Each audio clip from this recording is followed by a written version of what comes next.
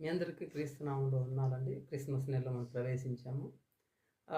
జీవ గ్రంథంలో నుంచి మనం ఒక మాట మనం చూడగలిగినట్లయితే లూకా సువార్త 24వ అధ్యాయం 44వ వచనంలో సమస్త ప్రవక్తలను యేసయ్య కోసము ఎదురు చూస్తున్నట్లుగా మనకి కనిపిస్తుంది.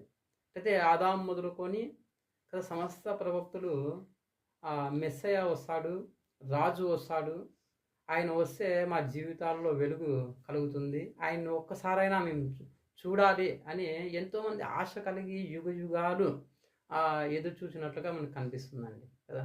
మన జీవితాల్లో కూడా చూడండి, పెళ్ళి అనుకోండి, చదువు అనుకోండి, జాబ్ అనుకోండి, ఏదైనా కూడా మనం కొన్ని సంవత్సరాలు మాత్రమే ఎదురు చూస్తాం. కానీ మన రాజు కోసము, యేసయ్య కోసము యుగాలు మనము ఎదురు చూసినట్లుగా ప్రవక్తలందరూ కూడా ఆశ కలిగి ఎదురు చూసినట్లుగా మనకు కనిపిస్తుందండి కదా.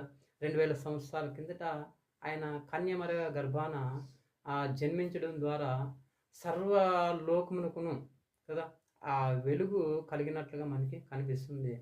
అలాగైతే ఎందరైతే ఆయన నమ్ముతారో, ఆయన్ని విశ్వసిస్తారో కదా, పాపం ఒప్పుకుంటారో, రక్షింపబడతారో, వాళ్ళ యొక్క జీవితాల్లో వెలుగు అనేది కలుగుతుంది. దేవుడి వాక్యం మన జీవితాల్లో దీవించును గాక. ఆమేన్.